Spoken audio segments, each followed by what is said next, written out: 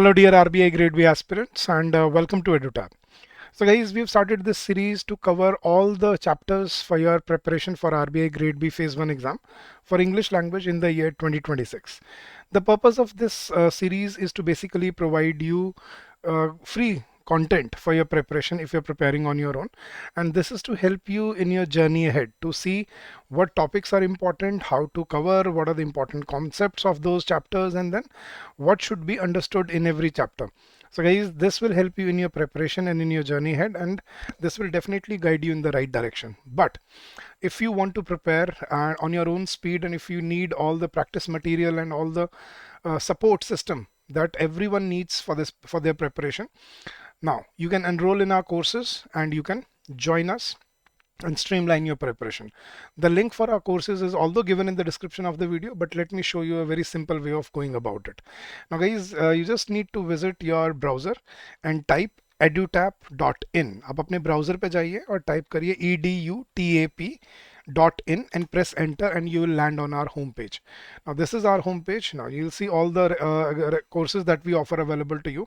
Now the first tab is RBI Grade B courses. Now click on this and you'll be redirected to our RBI Grade B page. Now you'll see the courses available to you. We have test series for phase 1 and phase 2, and then we have a silver course for only phase 2 preparation. But this is a one-stop solution for all your needs. Now guys, this is the gold course for your RBI Grade B preparation. It includes everything from phase 1 to phase 2 to interview preparation, everything that you need from the very scratch. So it encompasses live classes for all the subjects for phase 1 as well as phase 2, concept classes in recorded forms, concept notes, summary sheets, mock tests, current affair magazines, solved previous year questions, chapter wise test for every subject, sectional mock test for both the phases, current affairs mock test, and then full length test for both the phases. So this is a one-stop solution for all your needs. And guys, we are offering special discount on these courses. You can use the coupon codes available here and you can avail the benefits of these courses. So guys, come join us, streamline your preparation. And guys, now let's begin with the chapter. तो चलिए guys, शुरू करते हैं अपने आज का topic, that is pronouns. अब pronouns होते क्या हैं guys? What are pronouns? Pronouns होते हैं गाइस वो वर्ड्स जो नाउन को रिप्लेस करने के लिए यूज होते हैं. Words that replace nouns are called pronouns. वो वर्ड्स जो नाउन को रिप्लेस करने के लिए यूज होते हैं उनको हम क्या बोलते हैं? प्रोनाउंस. ठीक है, तो प्रोनाउंस बेसिकली नाउन का छोटा भाई. अगर आपको याद है तो bro of noun, pro of noun, pronoun. तो नाउन का छोटा भाई. अब छोटे भाई का काम क्या होता है? बड़ा भाई जब चला जाता है उसकी जगह पे, उसके मतलब उसके बिहाफ पे उसकी जगह काम करना. तो जैसे रोहन इज प्लेइंग में रोहन की जगह अगर मैं ही लगाता हूँ तो ही क्या हुआ? एक प्रोनाउन. सीता की जगह अगर मैं शी लगाता हूँ तो शी क्या हुआ? एक प्रोनाउन. अपने नाम के लिए हम क्या लगाते हैं? आई. हमारे हम सब के नाम के लिए वी. उनके लिए दे. सामने वाले को क्या बोलते हो आप? यू. किसी नॉन लिविंग चीज को क्या बोलते हो? इट. तो I, he, she, you, we, they, it, ये सब क्या होते हैं? आपके प्रोनाउंस. ठीक है, अब इनको डिटेल में समझेंगे और इसको बिल्डअप करने की कोशिश करेंगे. ठीक है, तो pronouns are words that which are used to replace nouns which are already mentioned. अब मैं यहाँ से आपको कॉन्सेप्ट समझाने वाला हूँ, ध्यान से सीखना गाइस. ठीक है, मेरा क्वेश्चन चलो यहीं पे करता हूँ, थोड़ी जगह है यहाँ पे. हाँ जी गाइस, मैंने बोला रोहित. सब्जेक्ट वर्ब एग्रीमेंट हमने कर लिया ना, तो सब्जेक्ट कौन है यहाँ पे? Rohit. Rohit is playing with Geeta. ठीक है, पहला सेंटेंस ये है आपके सामने. और दूसरा सेंटेंस में अगर इसको उल्टा कर देता हूं, मैं बोलता हूं कि Gita is playing with Rohit. तो Rohit is playing with Gita and Gita is playing with Rohit. ये दो हमारे क्या हैं? सेंटेंसेस हैं. अब मेरा क्वेश्चन है प्रोनाउन के ऊपर है आपसे. देखना गाइस, मुझे मान लो रोहित को यहां से रिप्लेस करना है, तो मैं रोहित की जगह क्या लगाऊंगा? Rohit is playing with Gita या he is playing with Gita. Right, am I correct? Yes. और गीता को अगर मुझे यहाँ से रिप्लेस करना है किसी प्रोनाउन को, तो क्या लगाएंगे? Rohit is playing with Gita या Rohit is playing with her. हम ये बोल सकते हैं. राइट, चलो अगले सेंटेंस में देखते हैं गाइस. मुझे मान लो यहाँ पे मुझे गीता को रिप्लेस करना है. Geeta is playing with Rohit, तो यहाँ पे मैं गीता की जगह क्या लगाऊंगा? गीता इज या she is playing with Rohit. और मुझे यहाँ पे मान लो रोहित को रिप्लेस करना है सेकंड सेंटेंस में, तो क्या करेंगे हम? Gita is playing with Rohit या Gita is playing with him. तो now this is where my question starts. तो मेरा क्वेश्चन क्या है गाइस आपसे कि उसी रोहित के लिए उसी उसी नाउन के लिए, उसी नेम के लिए, उसी लड़के के लिए आपने यहाँ पे ही यूज किया है, जबकि उसी लड़के के लिए, उसी रोहित के लिए आपने यहाँ पे क्या यूज किया है, हिम। ठीक है, उसी गीता के लिए, उसी लड़की के लिए, उसी नाउन के लिए आपने यहाँ क्या यूज किया है, शी, और उसी गीता के लिए आपने यहाँ क्या यूज किया है, हर। तो यही मेरा पहला क्वेश्चन है आपसे कि ये कैसे डिसाइड कर रहे हो आप कि यहाँ पे रोहित के लिए ही लगेगा और वहां पे रोहित के लिए हिम लगेगा, यहाँ गीता के लिए शी लगेगा और वहां गीता के लिए हर लगेगा, ये क्यों किया हमने? रोहित तो लड़का तो वही है ना, रोहित तो रोहित ही है, तो फिर अलग अलग प्रोनाउन क्यों यूज कर रहे हैं हम अलग अलग सेंटेंस में? किसी में ही यूज कर रहे हैं, किसी में हिम यूज कर रहे हैं, ऐसा क्यों? अब आपको एक मैंने हल्की सी हिंट दी थी, थोड़ा सा लॉजिकल आंसर है गाइस। देखो, उसी रोहित के लिए हमने यहाँ ही क्यों यूज किया और उसी रोहित के लिए हमने यहाँ हिम क्यों यूज किया? देखो, इस सेंटेंस में रोहित क्या है, रोहित सेंटेंस का सब्जेक्ट है, ऑनर है, कर्ता धर्ता है, और गीता क्या थी यहाँ पे, सेंटेंस की ऑब्जेक्ट थी, मतलब एडिशनल इंफॉर्मेशन थी, राइट। और इस सेंटेंस में, दूसरे सेंटेंस में सेंटेंस का सब्जेक्ट कौन था, गीता सब्जेक्ट थी, लेकिन इस सेंटेंस में रोहित क्या था, रोहित सेंटेंस का ऑब्जेक्ट था, मतलब एडिशनल इंफॉर्मेशन थी। तो एक चीज समझना, जब रोहित किसी सेंटेंस में सब्जेक्ट की तरह एक्ट कर रहा है तो हम उसके लिए अलग प्रोनाउन यूज कर रहे हैं ही, और जब वही रोहित किसी सेंटेंस में ऑब्जेक्ट की तरह काम कर रहा है तो हम उसके लिए अलग प्रोनाउन यूज कर रहे हैं, कौन सा, हिम। वही गीता जब किसी सेंटेंस में सब्जेक्ट है तो हम उसके लिए क्या यूज कर रहे हैं, शी, और वही गीता जो दूसरे सेंटेंस में ऑब्जेक्ट थी उसके लिए हमने क्या यूज किया था, हर। तो हमें एक चीज समझ आती है कि नाउन क्या है उससे फर्क नहीं पड़ेगा, नाउन किस पोजीशन पे है, किस मतलब किसको रिप्रेजेंट कर रहा है, सब्जेक्ट को रिप्रेजेंट कर, बोला वो सेंटेंस का सब्जेक्ट है या सेंटेंस का ऑब्जेक्ट है, उससे डिफाइन होगा कि वहां पे क्या प्रोनाउन यूज होना चाहिए। समझ आ रही है चीज आपको? मैंने क्या कहा कि नाउन क्या है उससे फर्क नहीं पड़ता, या वो क्या काम कर रहा है उससे फर्क नहीं पड़ता, ठीक है। फर्क किससे पड़ता है कि वो किस पोजीशन पे है। अगर वो सेंटेंस का सब्जेक्ट है तो हम उसके लिए अलग प्रोनाउन यूज कर रहे हैं, ही यूज कर रहे हैं या शी यूज कर रहे हैं, और जब वो ऑब्जेक्ट है तो हम अलग प्रोनाउन यूज कर रहे हैं, जैसे हिम यूज कर रहे हैं या हर यूज कर रहे हैं। अपने साथ भी देख लो, जैसे मैं बोलता हूँ आई हैव डन दिस वर्क, जब आप सब्जेक्ट हो तो आप अपने लिए क्या यूज कर रहे हो, I have done this work, I have या मी हैव, क्या बोलोगे आप, I have done this work या me have done this work, I have बोलोगे। लेकिन अगर इसी को मैं उल्टा कर दूं, पैसिव बना दूं, this work has been done by, अब क्या आएगा guys, this work has been done by I या this work has been done by me, क्या आएगा, this work has been done by me. तो अब यही देख रहे हो गाइस, जब आप खुद सेंटेंस के सब्जेक्ट हो तो अपने लिए आप क्या लगाते हो, आई, ठीक है, और जब आप सेंटेंस के ऑब्जेक्ट बन जाते हो तो क्या लगाते हो, मी। अब बच्चे इसको पता है कैसे याद रट लेते हैं कि सेंटेंस में आगे आई आएगा और नीचे पीछे मी आएगा। ये आगे पीछे का कोई रूल नहीं है गाइस, ये आगे पीछे क्यों देखने को मिलते हैं, ये ऑब्जर्वेंस है कि आपको मोस्टली 99% आपको आई आगे देखने को मिलेगा क्योंकि सब्जेक्ट आगे रहता है सेंटेंस में, और मी आपको पीछे देखने को मिलेगा क्योंकि मी ऑब्जेक्ट है, ऑब्जेक्ट एंड में रहता है। ये ऑब्जर्वेशन सही है, लेकिन क्या ये कोई रूल है, नहीं। क्या इसका मतलब ये है कि सेंटेंस मी से स्टार्ट नहीं हो सकते, बिल्कुल हो सकते हैं। क्या सेंटेंस, क्या ऐसा नहीं हो सकता कि आई सेंटेंस के एंड में होता है, बिल्कुल हो सकता है, लेकिन कौन से 1% एक्सेप्शनल में। वो एक्सेप्शनल रूल्स हैं जो आपको अब सिखाऊंगा मैं, लेकिन पहले बेसिक समझो इसका। बेसिक क्या है कि सब्जेक्टिव जो सब्जेक्ट हैं उनके लिए हम अलग प्रोनाउन यूज करते हैं, और ऑब्जेक्ट हैं जो उनके लिए हम अलग प्रोनाउन यूज करते हैं, ठीक है। और यहीं से आपकी पहली क्लासिफिकेशन, पहली दो जो कैटेगरीज हैं वो निकल के आती हैं प्रोनाउंस की। पहली कैटेगरी है आपके पास सब्जेक्टिव प्रोनाउंस, दूसरी कैटेगरी है आपके पास ऑब्जेक्टिव प्रोनाउंस। अब इसको अगर किसी बुक में देखोगे ना गाइस आप, तो बुक में इस सब्जेक्टिव प्रोनाउन को लिखा होता है नॉमिनेटिव प्रोनाउन। अब नॉमिनेटिव आप याद रख सकते हो तो रख लो, मेरे को तो कोई, मैं तो यार देखो उस चीज़ से बिलीव रखता हूँ जो याद रखी जा सके। सब्जेक्टिव के नाम में ही मतलब छिपा हुआ है सब्जेक्ट के लिए लगने वाले, और ऑब्जेक्टिव में इनके नाम में ही छिपा हुआ है किसके लिए लगने वाले, ऑब्जेक्ट के लिए। अब बुक्स में देखोगे ना तो इसको नॉमिनेटिव या इसको एक्यूजेटिव केस बोलते हैं, इसको पता नहीं क्या ऐसे नाम रखे होते हैं, मेरे को यार ये समझ ही नहीं आता। ऐसे नाम रखो ना जो समझ भी आ जाए बच्चे को, राइट। तो पहले देखते हैं सब्जेक्टिव प्रोनाउंस और ऑब्जेक्टिव प्रोनाउंस। सब्जेक्टिव प्रोनाउंस क्या होते हैं, जो किसी नाउन को सब्जेक्ट की जगह से रिप्लेस करने के लिए यूज होते हैं, और ऑब्जेक्टिव प्रोनाउंस क्या होते हैं, जो किसी नाउन को ऑब्जेक्ट की जगह से रिप्लेस करने के लिए यूज होते हैं। जैसे हम अपने लिए सब्जेक्ट में क्या लगाते हैं, आई, लेकिन ऑब्जेक्ट में हम क्या लगाते हैं अपने लिए, खुद के लिए, मी, ठीक है। किसी थर्ड पर्सन के लिए क्या लगाते हैं, ही, और ऑब्जेक्ट में क्या लगाते हैं, him, he is playing football, football is played by him. किसी फीमेल के लिए क्या लगाते हैं सब्जेक्ट में, she is driving the car, और ऑब्जेक्ट में क्या लगाते हैं, the car is being driven by हर।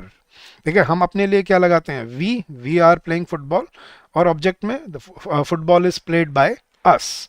ठीक है, उनके लिए क्या लगाते हैं, दे आर ईटिंग द फूड। ठीक है, they are eating their lunch, the lunch is being eaten by them, तो दे का क्या बन जाता है, देम। ठीक है, और फिर लास्ट बचता है, देखो यू का यू ही रहता है गाइस, देखना यू का ऑब्जेक्टिव भी यू ही होता है, you have done this work has been done by you, तो यू का यू ही रहता है, यू चेंज नहीं होता, यू दोनों में सेम रहता है। और फिर एक और रहता है जो नॉन लिविंग के लिए हम यूज करते हैं, इट। ठीक है, ये क्या होते हैं हमारे नॉन लिविंग चीजों के लिए, इट का भी इट ही रहता है। ठीक है, इट इज नॉट वर्किंग या this is done bye it. ठीक है, तो इट ऐसे यूज होता है, दोनों तरफ सेम। तो ये पहली दो क्लासिफिकेशन है आपके प्रोनाउंस की, subjective pronoun and objective pronoun. Subjective pronoun जो सब्जेक्ट को रिप्लेस करने के लिए यूज होते हैं, और ऑब्जेक्टिव प्रोनाउन जो ऑब्जेक्ट को रिप्लेस करने के लिए यूज होते हैं। ऑब्जेक्ट्स में मतलब जो एडिशनल इंफॉर्मेशन होती है उसको रिप्लेस करने के लिए यूज होते हैं। ये तो पहली मेन कैटेगरीज हैं। तो आज के बाद कोई आपसे पूछे या आपके दिमाग में एक क्वेश्चन आए, आई और मी के बीच में डिफरेंस क्या होता है, आई और मी का फर्क क्या होता है, तो फर्क याद रखना, आई और मी दोनों फर्स्ट पर्सन मतलब आई के लिए, मेरे लिए यूज होते हैं। लेकिन आई कब यूज होता है, जब मैं अपना नाम कहाँ से रिप्लेस कर रहा हूँ, सब्जेक्ट की जगह से। और मी कब यूज होता है, जब मैं सेंटेंस में ऑब्जेक्ट की जगह से अपना नाम रिप्लेस कर रहा हूँ। राइट, जैसे ही सब्जेक्ट के लिए, हिम ऑब्जेक्ट के लिए, शी सब्जेक्ट के लिए, हर ऑब्जेक्ट के लिए, वी सब्जेक्ट के लिए, अस ऑब्जेक्ट के लिए, दे सब्जेक्ट के लिए, देम ऑब्जेक्ट के लिए। सिमिलरली यू का यू ही रहता है, इट का इट ही रहता है। तो ये पहली दो क्लासिफिकेशन हैं आपके प्रोनाउंस की। फिर थर्ड आती है गाइज आपकी जो क्लासिफिकेशन, वो है पोजेसिव प्रोनाउन। पोजेसिव नाम से ही समझना, पोजेसिव का मतलब क्या है, जो पोजेशन दिखाते हैं, ऑनरशिप बताते हैं, बिलोंगिंगनेस दिखाते हैं, पोजेसिवनेस, कि ये किससे बिलोंग करता है। देखना, I have done this work is done by me. तो आई और मी तो हमें समझ आ गया, आई कब, जब मैं सब्जेक्ट हूं, I have done this work, और मी कब, जब मैं ऑब्जेक्ट हूं, this work has been done by me. लेकिन अगर मुझे पोजेशन दिखाना है, मुझे ये बोलना है कि इस काम का ऑनर मैं हूं, ये मेरा काम है, तो मैं क्या बोलूंगा, this is I work, this is me work, या दिस इज माई वर्क, या दिस इज माई कार। तो दिस इज माई कार का मतलब क्या है, ये मेरी गाड़ी है, मतलब ये इसका ऑनर कौन है, मैं हूं। दिस इज माई कार या दिस कार इज माइन। ठीक है, अब आप किसी बुक्स में देखोगे ना, तो ये माई को उसने पोजेसिव एडजेक्टिव लिखा होता है, और माइन को बोलता है वो पोजेसिव प्रोनाउन। ये मतलब दिमाग कंफ्यूज करने वाली चीजें कर रखी हैं उन्होंने, बेवकूफों ने। उनको समझ आना चाहिए कि यार उसको ऐसी चीज समझाओ जो बच्चा प्रैक्टिकली यूज कर पाए। This is my car and this car is mine, ये दोनों किस लिए यूज होते हैं, पोजेशन दिखाने के लिए। ठीक है, बस उसने नाम के लिए उसको पोजेसिव एडजेक्टिव बोल दिया, उसको भूल जाओ वो सब। तभी मैं कहता हूँ बुक्स से सीखना ना, वो काला अक्षर भैंस बराबर करने वाली चीज है। उसको पढ़ के वो इतना क्लैरिटी देते ही नहीं है कि इसका पर्पस क्या है, बस वो रूल बता देंगे और एक्सपेक्ट करेंगे कि आप अपने आप समझ जाओ। टीचर का काम होता है उस रूल को सिंप्लीफाई करना। तो पोजेसिव प्रोनाउंस जो पोजेशन दिखाते हैं, जैसे माई और mine, this is my car, this car is mine. ठीक है, दिस इज हिज बैग, अब ही का क्या बनता है, this is his bag and this bag is his, same रहते हैं। शी का क्या बनता है, दिस इज, अब शी का ऑब्जेक्टिव भी हर होता है, शी का एक पोजेसिव भी हर ही होता है, this is her bag, this bag is hers, this is her bag, her bag मतलब उसका बैग है, this is her bag and this bag is hers. We का क्या बनता है guys, India is our country and this country is ours. They का क्या बनता है, this is their room, this room is theirs. ठीक है, यू का क्या बनता है, this is your car, this car is yours. ठीक है, विदाउट अपोस्ट्रॉफी वाला योर्स होता है ये, इसमें अपोस्ट्रॉफी नहीं लगती। हमने बचपन में लेटर में शायद जब लेटर लिखते थे, योर्स ओबीडियंटली, योर्स रिस्पेक्टफुली, वहां पे अपोस्ट्रॉफी लगाई है शायद हमने इस पे। आज के बाद मत लगाना, इस पे अपोस्ट्रॉफी नहीं होती। और इट का क्या बनता है, इट्स। ठीक है, अब ये मैंने दो दो जो लिखे हैं मैं इनको एक्सप्लेन करता हूँ गाइस। ये जो आगे लिखे हुए हैं ना, ये जो इधर लिखे हुए हैं, ये होते हैं गाइस आपके डिपेंडेंट पोजेसिव प्रोनाउंस। डिपेंडेंट का मतलब क्या है, ये निर्भर करते हैं किस पे, अपने आगे वाले नाउन पे। ये किस पे डिपेंडेंट होते हैं, याद रखना गाइस, ये जो आगे लिखे हुए हैं ना इस साइड, लेफ्ट की साइड, इनको हमेशा एक नाउन की जरूरत पड़ती है, ये नाउन के बिना नहीं आ सकते। ठीक है, ये डिपेंडेंट होते हैं अपने आगे आने वाले नाउन पे। जैसे दिस इज माई कार, मैं अकेला माई नहीं बोल सकता, दिस इज माई, मैं क्या बोलता हूँ, this is my car, this is her bag, this is India is our country, this is their room. तो इनके साथ आपको हमेशा नाउन लगाना पड़ता है, लेकिन ये जो पीछे लिखे हुए हैं ना, ये होते हैं गाइज आपके इंडिपेंडेंट प्रोनाउंस। इनको किसी नाउन की जरूरत नहीं पड़ती, ये इंडिपेंडेंट होते हैं, ये कभी नाउन यूज नहीं करते, याद रखना गाइस। इन मतलब रूल क्या है, इनके बाद ये जो आगे लिखे हुए ना लेफ्ट में, इनके बाद नाउन हमेशा आएगा, और ये जो पीछे लिखे हुए हैं ये कभी नाउन के साथ नहीं आएंगे, ठीक है। कुछ भी किसी के साथ आ जाएंगे, अकेले आ जाएंगे, लेकिन नाउन के साथ नहीं आएंगे। देखना, दिस इज माई कार, माई के बाद मुझे कार लगाना पड़ा, लेकिन this car is mine, mine के बाद कोई नाउन की जरूरत नहीं है। मैं कार भी हटा देता हूँ सेंटेंस से, मैं सिर्फ दिखा के बोलता हूँ आपको, देखो यार दिस इज माइन, या मैं आपको दिखा के बोलता हूँ, देखो गाइस दिस इज माइन। देखो मैं वैसे क्या बोलूंगा, दिस इज माई पेन, अगर माई बोलूंगा तो पेन बोलना पड़ेगा नाउन, तो इसलिए ये डिपेंडेंट है आगे आने वाले नाउन पे। लेकिन दिस पेन इज माइन या दिस इज माइन ये भी बोल सकते हैं। तो माइन को किसी नाउन की जरूरत नहीं होती, तो इसीलिए ये जो आगे लिखे हुए हैं इनको बोलते हैं हम डिपेंडेंट पोजेसिव प्रोनाउंस, जो डिपेंड करते हैं आगे आने वाले नाउन पे। और ये जो पीछे लिखे हुए हैं इनको ये होते हैं इंडिपेंडेंट, जो किसी नाउन पे डिपेंड नहीं करते, ये अकेले यूज होते हैं, ठीक है। अब कई बार बच्चे ये भी बोलते हैं, मैं बच्चों से पूछता हूँ ना कि माई और माइन में क्या फ़र्क है बताओ, this is my car and this car is mine, my और माइन में क्या फ़र्क है। बच्चे पता है क्या जवाब दे देते हैं, सर माई आगे आता है माइन पीछे आता है।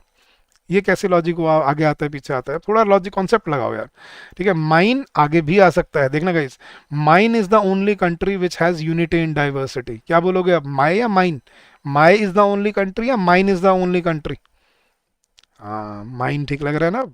तो mine is the only country which has unity in diversity, और माई से बोलूंगा तो क्या बोलूंगा, my country has unity in diversity.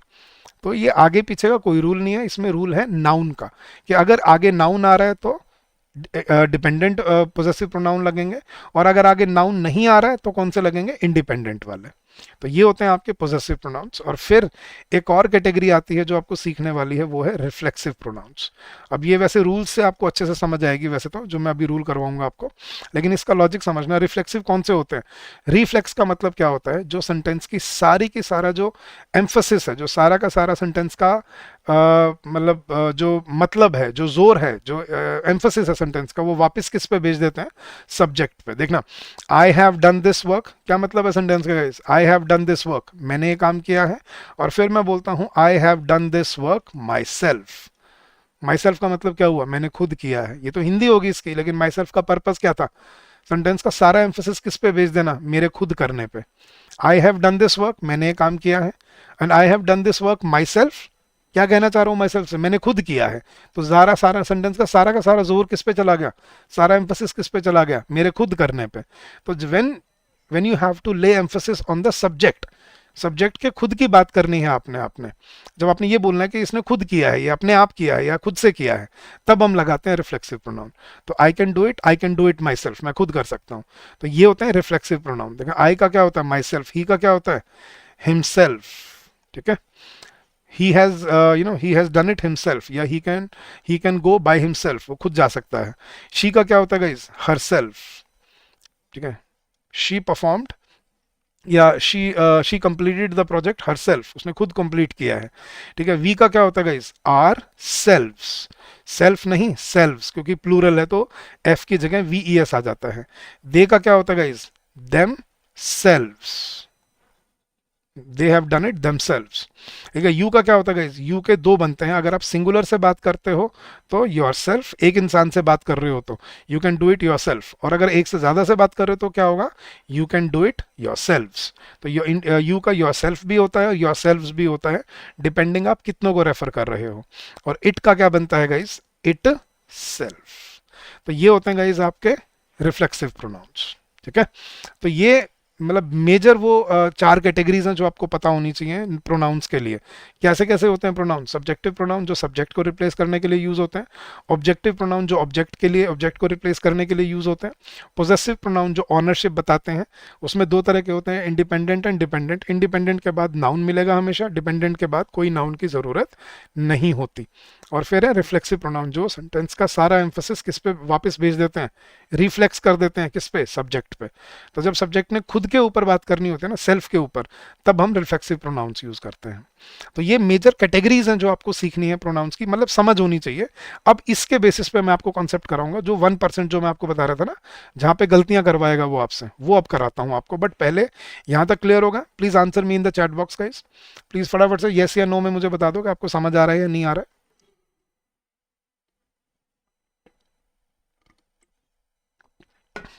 हाँ जी गाइस, चलिए अब शुरू करते हैं अपने इसके रूल्स जो हमें पता होने चाहिए। ये मैंने आपको बता दिया। ये देखो, ये सब्जेक्टिव प्रोनाउन, उसका नाम बुक में मिलेगा आपको, नॉमिनेटिव या वोकेटिव। ऑब्जेक्टिव प्रोनाउन, इसका नाम आपको बुक में मिलेगा एक्यूजेटिव या ऑब्जेक्टिव। थर्ड है आपका पोजेसिव और फोर्थ है आपका रिफ्लेक्सिव। ये 4 मेजर कैटेगरीज होती हैं आपके प्रोनाउंस की, यही मैंने एक्सप्लेन करके समझाई हैं आपको यहाँ पे, ठीक है। अब चलते हैं इसके रूल्स पे गाइज। देखना पहला क्वेश्चन, अब मैं क्वेश्चन से समझाऊंगा गाइज। सिचुएशन देखना, मान लो आप हॉस्टल में रहते हो, आपका रूममेट भी है, आप कहीं बाहर से आए और दरवाज़ा बंद था, आपने नॉक किया दरवाजे पे, और अंदर से अंदर आपका फ्रेंड है, उसने पूछा कौन है बाहर, कौन है, तो आपने जवाब दिया खोलियो यार मैं हूँ। मतलब ये मान लो ये कॉन्वर्सेशन इंग्लिश में चल रही थी, तो आपने नॉक किया, अंदर से उसने पूछा आपके फ्रेंड ने हु इज देयर, आप क्या जवाब दोगे? इट्स आई या इट्स मी? ऑनेस्टली बताना, क्या बोलोगे? किसने अंदर से पूछा हु इज देयर, क्या बोलोगे? इट्स आई या इट्स मी? मी आ रहा है ना दिमाग में, बट ये गलत होता है।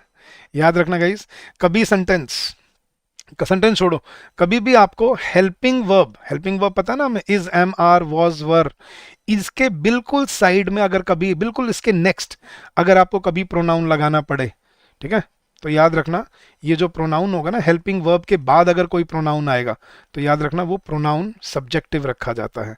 हाँ जी गाइज, इट वॉज आई, सुन लो मैं एक्सप्लेन करता हूँ। हाँ जी, it was I who called you yesterday,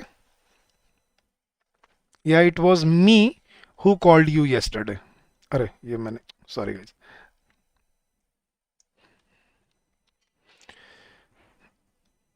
it was I या it was me who called you yesterday, ठीक है। हाँ जी गाइज, क्या आना चाहिए according, it was I who called you, it was me who called you? Sir अगर हम बनाते तो हम तो मी लगाते हैं ना, आदत तो शायद यही है मेरे ख्याल से आपके, बट अब नहीं। यहाँ पे क्या आएगा guys, it was I who called you, me नहीं। यहाँ पे सब्जेक्टिव प्रोनाउन रखा जाएगा। हेल्पिंग वर्ब के बिल्कुल एडजेसेंट जब प्रोनाउन आ जाता है बिल्कुल राइट में, तो वो सब्जेक्टिव रहता है। क्यों रहता है सब्जेक्टिव, अब समझना गाइस। देखना सेंटेंस क्या है, it was I who called you yesterday, मतलब मान लो आप किसी ने मुझे कल कॉल किया, मुझे नंबर नहीं पता था, मैंने सुबह आके क्लास में पूछा यार मुझे कल रात को किसी का फ़ोन आया था, किसने फ़ोन किया था? अब कोई बच्चा हाथ उठाता है, वो बोलता है कि सर मैं था जिसने आपको कल कॉल किया था, तो क्या बोलेगा, it was I who called you या it was me who called you? अब आई क्यों आएगा मैं एक्सप्लेन करता हूँ। देखना गाइस, सेंटेंस क्या है, सर वो मैं था जिसने आपको कल कॉल किया था, ठीक है। सेंटेंस किसके लिए है, मेरे लिए। बात किसकी हो रही है, मेरी। एक्शन किसने किया है, कॉल किसने किया है, मैंने। बोलने वाला कौन है, मैं। तो समझो गाइस, बोलने वाला मैं, बात मैं अपनी कर रहा हूं, सेंटेंस मेरे लिए बना है, सेंटेंस का ऑनर मैं हूं, सब्जेक्ट मैं हूं, राइट। तो अगर मैं सब्जेक्ट हूं ऑनर का, बात मेरी हो रही है, मेरे बारे में सेंटेंस है, तो अगर मैं सब्जेक्ट हूं तो फिर मैं अपने लिए मी लगाऊंगा या आई लगाऊंगा? अब समझ आ रही है बात?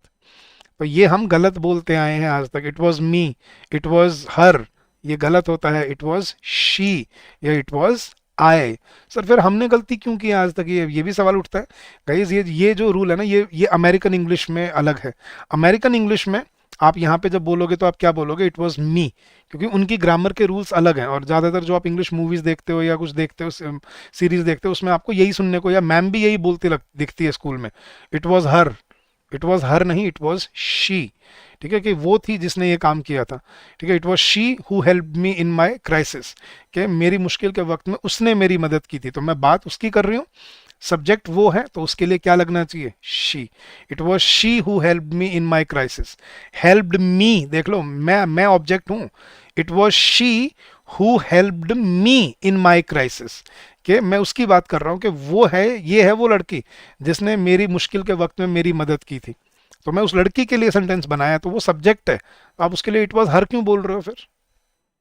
समझ आ रही है गलती जो हमने की है? तो ये पहली गलती है जो आपको आज समझनी है, कि हेल्पिंग वर्ब के साथ अगर कभी वर्ब लगेगी तो वो कौन सी होगी? सब्जेक्टिव, सब्जेक्टिव सॉरी वर्ब कह रहा हूँ, हेल्पिंग वर्ब के बाद अगर कभी प्रोनाउन लगेगा तो वो कौन सा प्रोनाउन होगा? Subjective pronoun. एग्जांपल देखना guys, it was him who did it या it was he who did it, वो था जिसने ये काम किया था, it was he who did it, him नहीं आएगा यहाँ पे। इफ आई वर हिम या इफ आई वर ही, अगर मैं उसकी जगह पे होता, ये वर की वर कैसे आ रहा है? क्योंकि ये कंडीशनल सेंटेंस है, इमेजिनरी सेंटेंस है कि अगर अगर मैं उसकी जगह होता तो मैं वहां पे नहीं जाता। तो इन सेंटेंसेस में भी आपको ध्यान रखना है, मतलब आपको बेसिकली क्या ध्यान रखना है, हेल्पिंग वर्ब के बगल में बिल्कुल राइट एडजेसेंट में अगर कभी प्रोनाउन आता है तो वो कौन सा रहता है? हमेशा सब्जेक्टिव प्रोनाउन। ठीक है, जैसे मैं बोलता हूँ इट वॉज या हाँ चलो, इट इज ही या it is him who wants to meet you once, कि वो है जो तुमसे एक बार मिलना चाहता है।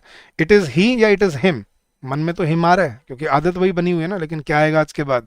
It is he who wants to meet you once, कि वो है जो तुमसे मिलना चाहता है। It was I, it is he, it was she.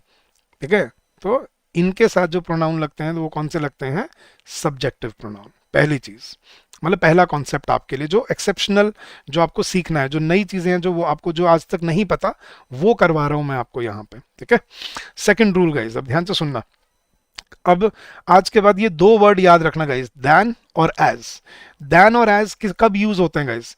Comparison में। ठीक है, कंपैरिजन में मतलब दोनों को आपको कंपैरिजन करना है या दोनों को आपको इक्वल बताना है कि ये दोनों बराबर हैं, मतलब कंपैरिजन करना है, तुलना करनी है, या इक्वल बताने के लिए हम यूज करते हैं देन या एज। देखना गाइस, अब नॉर्मली हमने क्या बोला है आज तक?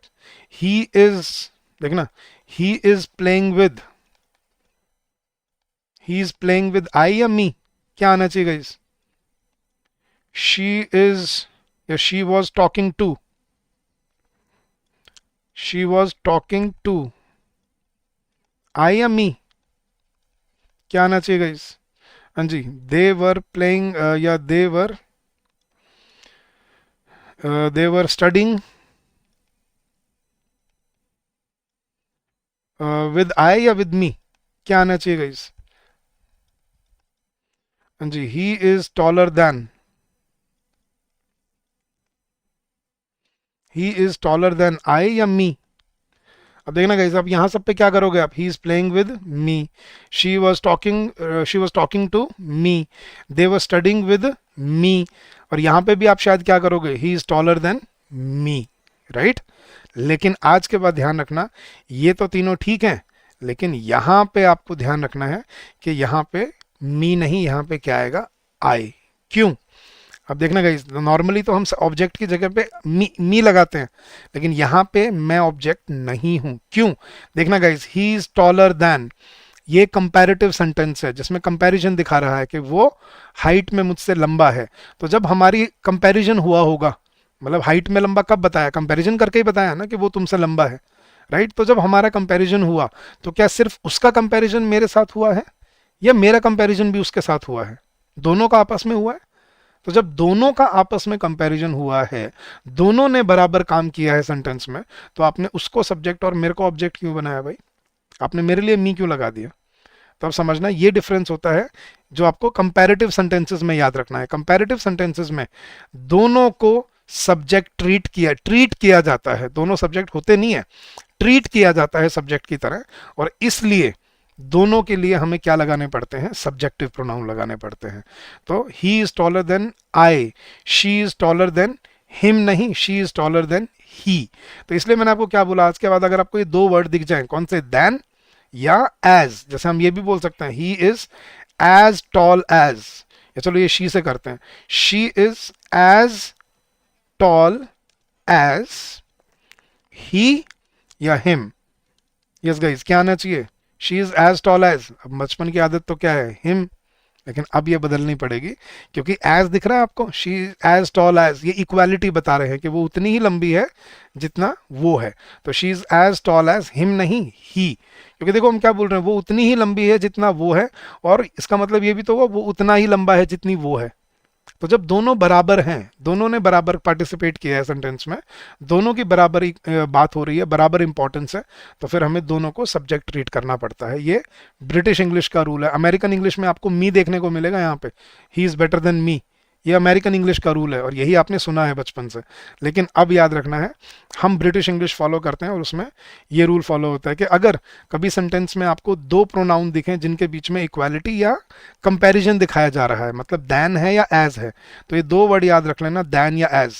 ठीक है, अगर ये दिखते हैं तो आपको दोनों को सब्जेक्ट ट्रीट करना होता है और दोनों एंड पे आपको सब्जेक्टिव प्रोनाउन लगाने पड़ते हैं। जैसे शी इज टॉलर देन मी, नहीं क्या आएगा, आई। हाँ, जब आप बोलोगे ना, ब्रैकेट में एम क्यों लगा रखा है, देखो बोलते हुए आपको हेल्पिंग वर्ब भी बोलनी पड़ती है। She is taller than I am, बोलते हुए ये बोला जाता है, लेकिन लिखते हुए सिर्फ कहां तक लिखेंगे हम, she is taller than I. I love you more than he, him नहीं, I love you more than he. बोलते हुए क्या बोलेंगे, I love you more than he loves you. He is as good a player as me, नहीं as I. बोलते हुए क्या बोलेंगे, he is as good a player as I am, लेकिन लिखते हुए सिर्फ क्या लिखा जाएगा, he is as good a player as I. I can sing as well as she, या I can sing as well as her, I can sing as well as she. ठीक है, हाँ जी। I have no liking for such a man as him या as he, I have no liking for such a man as he. तो यहां पहली बार आप देख रहे हो कि सब्जेक्टिव प्रोनाउन सेंटेंस के एंड में ऑब्जेक्ट की जगह पे यूज हो रहे हैं। तो इसको हम बोलते हैं कंपैरिजन वाले सेंटेंसेस, कंपैरेटिव या इक्वालिटी वाले सेंटेंसेस, जिसमें दोनों को बराबर या दोनों के बीच में तुलना की जाती है। तो दो वर्ड याद रखना, अगर दो प्रोनाउंस के बीच में दैन आ जाए या एज आ जाए, तो जो सेकंड प्रोनाउन है उसको भी सब्जेक्ट ट्रीट किया जाएगा। ठीक है, जैसे you are as talented as him या you are as talented as he, मतलब क्या कहना, मतलब है he is as talented as you and you are as talented as he, ये बात है। तो इसलिए दोनों को बराबर रखा जाता है और दोनों को हम कैसे ट्रीट करते हैं, सब्जेक्ट की तरह। तो that is rule number 1। Rule number 2, अब गाइज मैं आपको ना कॉन्सेप्ट समझा रहा हूँ, इससे आपको अगले 3 रूल 4 रूल अब इससे क्लियर हो जाएंगे।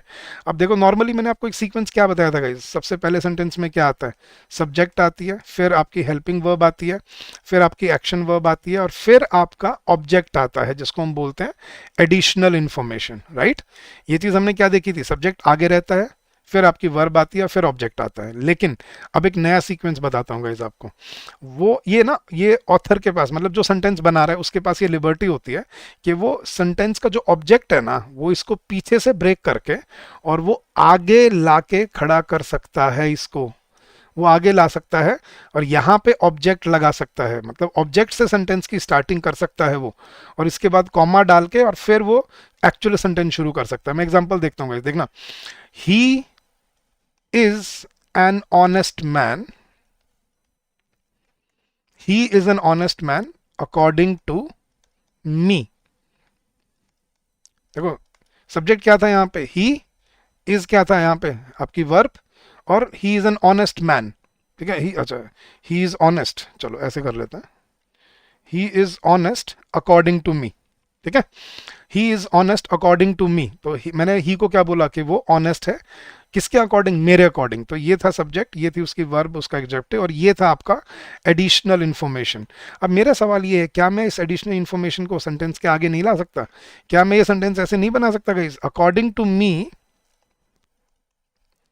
According to me he is honest या he is an honest man. तो ये आपने देखी भी है, सेंटेंस की स्टार्टिंग अकॉर्डिंग टू मी से होती है, राइट, अकॉर्डिंग टू मी। ठीक है, जैसे मैं बोलता हूँ कि as per the reports the government has declared an emergency in Manipur. तो सेंटेंस एक्चुअली क्या था, ये देखना, ये जो एज पर द रिपोर्ट्स है, ये और कॉमा, उसके बाद कॉमा दिखेगा आपको और फिर सेंटेंस शुरू होगा। आपको ये समझना है कि ये एडिशनल इंफॉर्मेशन होती है जो पीछे से ब्रेक करके आगे लाई जाती है। सेंटेंस एक्चुअली क्या था, देखना, उसने क्या बोला पेपर में, मैंने अपने न्यूज़पेपर में क्या पढ़ा, according to the reports the government has declared an emergency in Manipur. Sentence actually क्या था, ये सेंटेंस एक्चुअली था the government has declared an emergency in Manipur according to the reports. ये अकॉर्डिंग टू द रिपोर्ट्स ये additional information थी, वो उसने क्या किया, उसको पीछे से ब्रेक किया और सब्जेक्ट के सेंटेंस के आगे लगा दिया। अब ये एक लिबर्टी होती है ऑथर के पास। अब इसमें बच्चा बहुत कंफ्यूज हो जाता है। लेकिन आपको एक चीज समझ आ रही है, यहाँ पे हम शुरुआत में मी कैसे यूज कर रहे हैं, आई क्यों नहीं यूज कर रहे? क्योंकि आपको ये समझना है कि ये बेसिकली ऑब्जेक्ट का पार्ट था जो पीछे से ब्रेक करके आगे लाया जा रहा है। अब हम कैसे पहचानेंगे आज के बाद? तो आपको बड़ी सिंपल सी ट्रिक बताता हूँ गाइस। आप आज के बाद कभी आपको सेंटेंस की स्टार्टिंग में कोई प्रेपोजिशन दिखे, प्रेपोजिशन याद है ना गाइस, जो आपको पोजीशन बताती हैं, या आपको कोई कंजंक्शन दिखे, कंजंक्शन भी तो वही होता है ना, जोड़ने वाले वर्ड्स। तो अगर सेंटेंस की स्टार्टिंग में आपको अगर कभी कोई प्रेपोजिशन दिखे या कंजंक्शन दिखे, आप वहीं समझ जाना कि ये ऑब्जेक्ट वाला पार्ट है जो पीछे से ब्रेक करके आगे लाया गया है। और अगर ये पीछे से आगे लाया गया है तो आगे लाने से वो सब्जेक्ट नहीं बन जाएगा, वो रहेगा ऑब्जेक्ट ही। और इसके साथ आपको याद रखना है कि अगर हम सेंटेंस की स्टार्टिंग अगर किसी प्रेपोजिशन या अगर किसी कंजंक्शन से होती है और उसके साथ अगर हमें कोई प्रोनाउन लगाना है तो वो ऑब्जेक्टिव प्रोनाउन रहता है। क्यों? क्योंकि वो लाया ही पीछे से उठा के गया है, वो ऑब्जेक्ट ही था। तो देख रहे हो, अकॉर्डिंग टू आई नहीं, according to me he is honest. तो ये सेंटेंस एक्चुअली क्या था? ही इज ऑनेस्ट या he is an honest man according to me. According to me में पीछे से ब्रेक करके आगे ले आया। जैसे मैं एक और एग्जाम्पल सुनना गाइस, बिटवीन बिटवीन अच्छा चलो, शी या हर एंड आई या me, there is an old conflict, कि उसके और मेरे बीच में एक पुरानी लड़ाई है, पुरानी लड़ाई चल रही है। अब मुझे समझ नहीं आ रहा है यहाँ पे शुरुआत में शी आना चाहिए एंड आई आना चाहिए या हर एंड मी आना चाहिए। अब देख लो गाइस, आपको क्या देखना है, सेंटेंस की स्टार्टिंग किससे हो रही है? प्रेपोजिशन से। अकॉर्डिंग टू मी ये क्या है? प्रेपोजिशन। तो अगर प्रेपोजिशन से स्टार्टिंग हो रही है तो आपको समझ जाना है कि ये पीछे वाला ऑब्जेक्ट वाला पार्ट है जो आगे लाया गया है। ये सेंटेंस एक्चुअली क्या था? There is an old conflict between her and me. अगर ये पीछे होता ना, आपको कोई दिक्कत नहीं आती चूज करने में, क्योंकि पीछे तो हमें पता है हर एंड मी आएगा। लेकिन आपको ये समझना है, अगर उसने पीछे से ब्रेक करके ये आगे ले आया वो, तो वो कंफ्यूज करेगा बिटवीन शी एंड आई या बिटवीन हर एंड मी। आपको समझना है प्रेपोजिशन से स्टार्ट हो रहा है तो मतलब ये ऑब्जेक्ट है, तो यहाँ पे ऑब्जेक्टिव प्रोनाउन आएंगे। तो क्या लगेगा? Between her and me there is an old conflict. ठीक है, और देखना गाइस, कंजंक्शन से समझाता हूँ, देखना। एक्सेप्ट, जैसे एक्सेप्ट बोला मैंने, एक्सेप्ट शी या except her, everyone was present, everyone was present in the meeting, कि उसके अलावा हर कोई मीटिंग में मौजूद था। हाँ जी गाइस, ये सेंटेंस एक्चुअली क्या था? अब ये देख रहे हो, कंजंक्शन से स्टार्ट हो रहा है। आपको यही समझ जाना है कि ये एडिशनल इंफॉर्मेशन है जो पीछे से ब्रेक करके आगे लाई गई है। तो एक्सेप्ट शी या except her, everyone was present in the meeting, sentence actually क्या था? रियलिस्टिकली क्या था ये? Everyone was present in the meeting except her. पीछे होता आपको कोई दिक्कत नहीं आती चूज करने में, शी आएगा या हर आएगा। कंफ्यूजन कब आ रही है? जब वो पीछे वाला पार्ट आगे ले आता है ब्रेक करके। तो यहां आपको समझना है एक्सेप्ट शी नहीं, एक्सेप्ट हर, ये आगे आने से सब्जेक्ट नहीं बन जाएगा, ये फिर भी रहेगा ऑब्जेक्ट ही। तो ये आपको समझना है कि अगर सेंटेंस की स्टार्टिंग में आपको कोई प्रेपोजिशन या कोई कंजंक्शन दिखे और उसके साथ अगर कभी प्रोनाउन लगाना पड़े तो याद रखना वो कौन सा रहेगा? Objective pronoun. समझ आ गई ये बात? ये प्रेपोजिशन और कंजंक्शन से, जैसे along with she, along with her, I am also going on the trip, sentence actually क्या है? I am also going on the trip along with her, लेकिन वो अलोंग विद हर को वो आगे ले आया, along with her I am also going on the trip. तो आपको ये समझना है अलोंग विद का कंजंक्शन है, तो कंजंक्शन मतलब पीछे से लाई गई है वो चीज, और वो पीछे से लाई गई है तो वो एक ऑब्जेक्ट है और ऑब्जेक्टिव प्रोनाउन ही लेगी। तो अलोंग विद शी नहीं, along with her I am also going on the trip. ठीक है, जैसे मैं बोल देता हूं, टुगेदर विद शी या together with her the classmates were celebrating the victory. हाँ जी गाइज, टुगेदर विद शी या together with her the students were celebrating the victory. Sentence actually क्या था? The students were celebrating the victory together with her, लेकिन वो together with her को break करके आगे ले आया। अब ऐसे सिचुएशन आपको डेली लाइफ में देखने को मिलेंगी। As per the reports, according to him, ठीक है, एज पर हिम, ठीक है, डिस्पाइट हिम। तो ऐसे कभी भी आपको सेंटेंस की स्टार्टिंग में कभी प्रेपोजिशन या कंजंक्शन से हो तो आपको समझ जाना है कि वो ऑब्जेक्ट पार्ट आगे लाया गया है, और उसमें अगर कभी प्रोनाउन आ रहा है तो वो कौन सा होना चाहिए, ऑब्जेक्टिव प्रोनाउन। एग्जांपल देखना guys, these books are for you and I या यू एंड मी। अब देखो you and me, for preposition आ रहा है, ठीक है, और ये प्रेपोजिशन के बाद हम कौन से प्रोनाउन यूज करेंगे, ऑब्जेक्टिव प्रोनाउन। अगर यही फॉर यू एंड मी अगर ये आगे होता, for you and me these books have been bought, तो अगर आगे होता तो भी ये फॉर यू एंड मी ही रहता। बिटवीन ही एंड आई या between him and me there is an understanding. यही देखना है कि अगर सेंटेंस की स्टार्टिंग अगर किसी प्रेपोजिशन से या कंजंक्शन से होती है तो उसके साथ हम कौन से प्रोनाउन यूज करते हैं, ऑब्जेक्टिव प्रोनाउन यूज करते हैं। क्यों? क्योंकि वो इंफॉर्मेशन पीछे से ब्रेक करके आगे लाई गई होती है। समझ आ रही है चीज गाइस? समझ आ रहे तो थम्स अप कर दो चैट बॉक्स में। और अगर ये कॉन्सेप्ट समझ आ गया आपको तो फिर आप अगले 3 रूल आराम से समझ जाओगे। ये वाला रूल क्लियर हो गया कि अगर सेंटेंस की स्टार्टिंग में अगर कभी आपको प्रेपोजिशन या कंजंक्शन दिखे तो समझ जाओ कि वो ऑब्जेक्ट पार्ट है और वो ऑब्जेक्टिव प्रोनाउन लेगा। नेक्स्ट रूल वही रूल है जो यहाँ पे कंटिन्यू हो रहा है। देखना, वो बोल रहा है कि अगर सेंटेंस की स्टार्टिंग में लेट आ जाए, बट आ जाए, एक्सेप्ट आ जाए, उसके साथ कौन से प्रोनाउन लगेंगे, ऑब्जेक्टिव। क्यों? ये वही वाला पार्ट है जो पीछे से ब्रेक करके, एक्सेप्ट का तो एग्जांपल मैंने अभी दिया था आपको, एक्सेप्ट शी या except her, everyone was present in the meeting, except her. हाँ जी, एवरीवन विल हाँ जी, no one will support you in your throughout your life, but she या बट हर। तो अब वही बट हर को मैं आगे लेता हूं तो क्या बनेगा, बट शी या but her, no one will support you throughout your life, तो क्या बनेगा, but her, not but she. तो एग्जांपल देखना, let him go, let he go नहीं बोलते हम, let him go, let you and I solve this puzzle या let you and me solve this puzzle, let you and me. Everyone attended the party except him, अगर यही accept him मैं आगे ले जाऊं तो ये सेंटेंस क्या बन जाएगा, except him everyone attended the party. तो यही आपको देखना है कि अगर वो आगे ले आता है ना इसको तो वो कंफ्यूज कर देता है, और वही आपको समझना है। No friend will come to your party but me, और बट मी को अगर मैं आगे ले जाऊं तो भी क्या रहेगा ये, but me no one will attend your party. None of the students were interested but him, या बट हिम को आगे ले जाऊं तो क्या बन जाएगा, बट ही या but him, none of the students were interested. तो ये ऐसे होता है कि वो सेंटेंस की स्टार्टिंग में कभी कभी इनको, एंड में आ जाएगा फिर तो कोई दिक्कत ही नहीं है सोचने की, फिर तो आपको ऑलरेडी पता ही है। लेकिन अगर बाय चांस ये सेंटेंस की स्टार्टिंग में आ जाए ना तो भी आपको यही ध्यान रखना है कि इनके साथ ऑब्जेक्टिव प्रोनाउन ही यूज किए जाते हैं। तो नेक्स्ट रूल उसने क्या बोला कि लेट के साथ, बट के साथ और एक्सेप्ट के साथ ऑब्जेक्टिव प्रोनाउन यूज होते हैं। क्यों? क्योंकि रूल वही है, कॉन्सेप्ट वही है, क्योंकि ये कंजंक्शन होते हैं। ठीक है, लेट एक इंपेरेटिव होता है लेकिन लेट से सेंटेंस बनते नहीं है एग्जाम में, तो लेट को तो बेशक छोड़ भी दो, बट और एक्सेप्ट को ध्यान रखना बस। नेक्स्ट रूल भी वही है गाइज, अगर कभी आपको टू या लाइक मिले उसके साथ भी क्या याद रखना है, ऑब्जेक्टिव प्रोनाउन ही यूज होते हैं। जैसे शी इज, हाँ जी, she is senior to,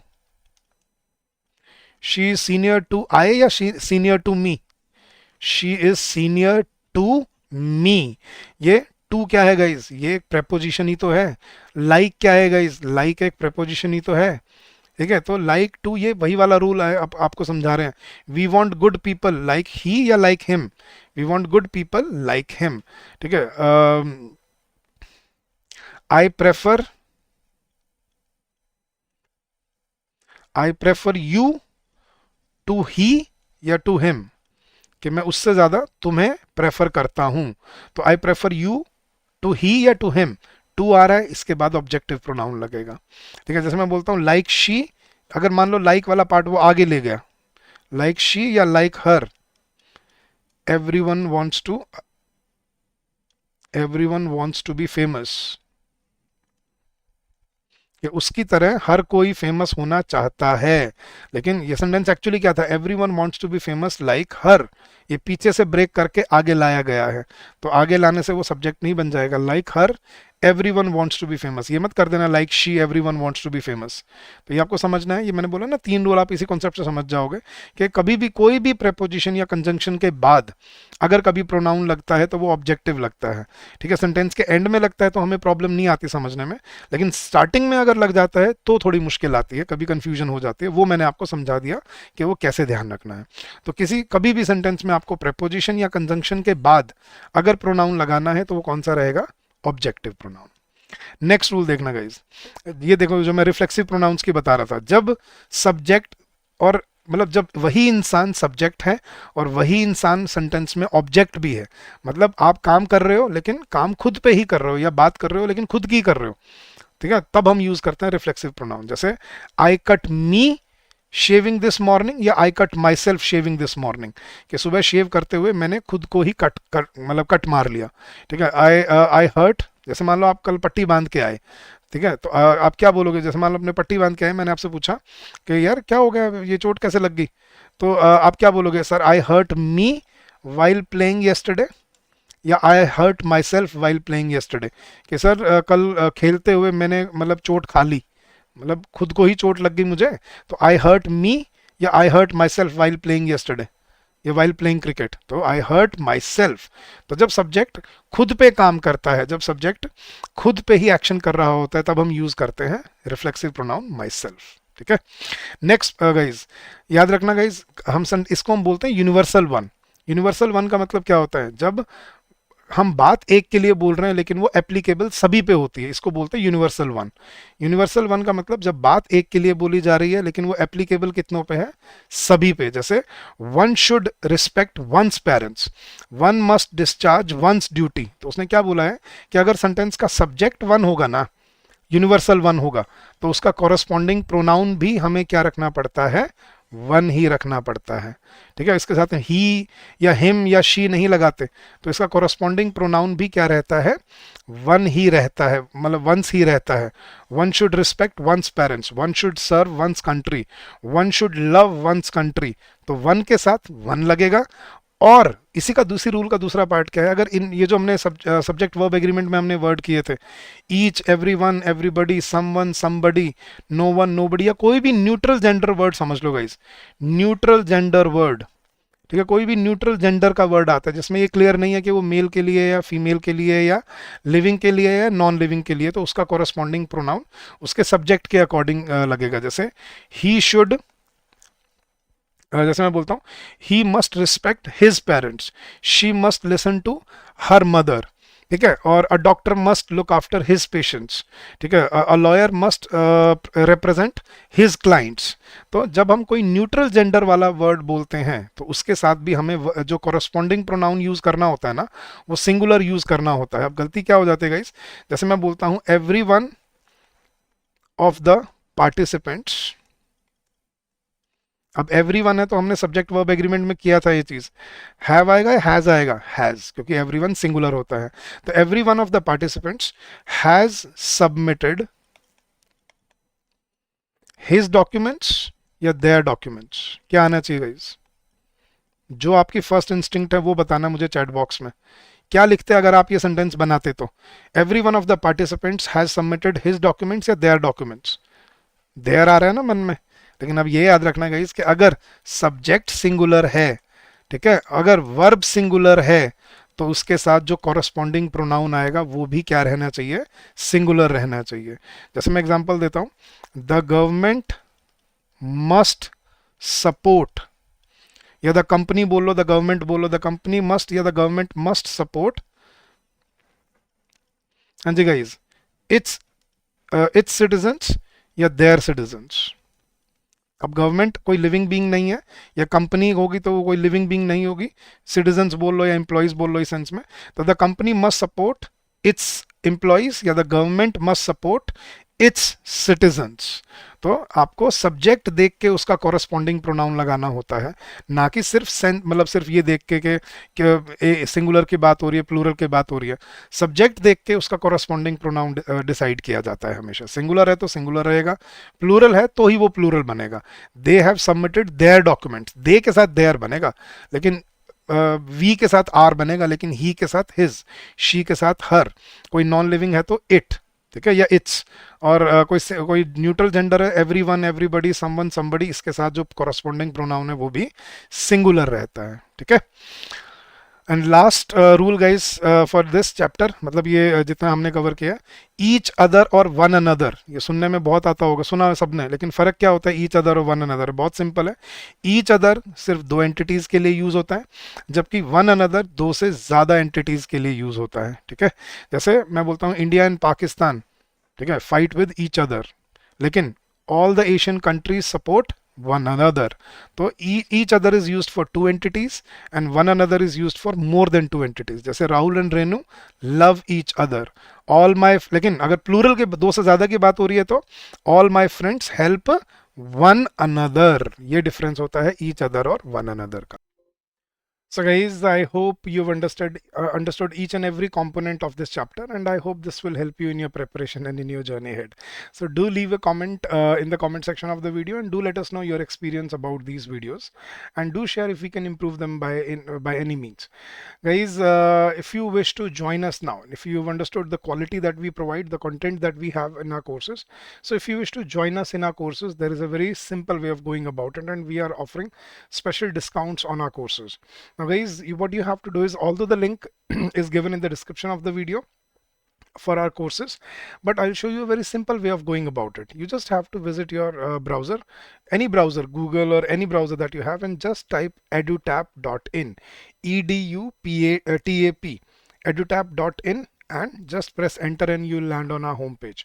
You'll see all the courses available to you here. Just click on the RBI Grade B courses and you'll see all the courses for RBI Grade B available to you.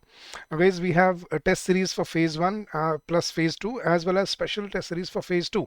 So this is for those aspirants who are done with their preparation. But if you are starting with your preparation now you have your silver course for phase 2 plus interview preparation. You have your live classes, concept notes, summary sheets, mock tests and interview sessions for only phase 2, only for phase 2 and interview.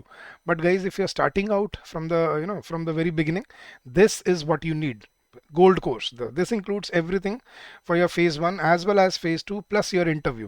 So it includes all the live classes, concept notes, summary sheets, mock tests, current affair magazine, solved PYQs, chapter wise mock test, sectional test, current affairs mock test, full length test, interview preparation, and everything that you need to prepare for your exam, along with your doubt and query resolution. All your queries are resolved within 24 hours. So we are offering special discounts on these courses. Come explore your discounts, join us and streamline your preparation with us. And if you face any difficulty, any challenges regarding anything at all, please feel free to call us on this number, which is 8146207241 on your screen, or you can also drop us an email at hello@edutap.co.in. So guys, we wish you all the very best for your preparation. Keep on working hard, keep on giving your best, and I'm sure you will come out with flying colors. So have a good day and happy learning to all of you.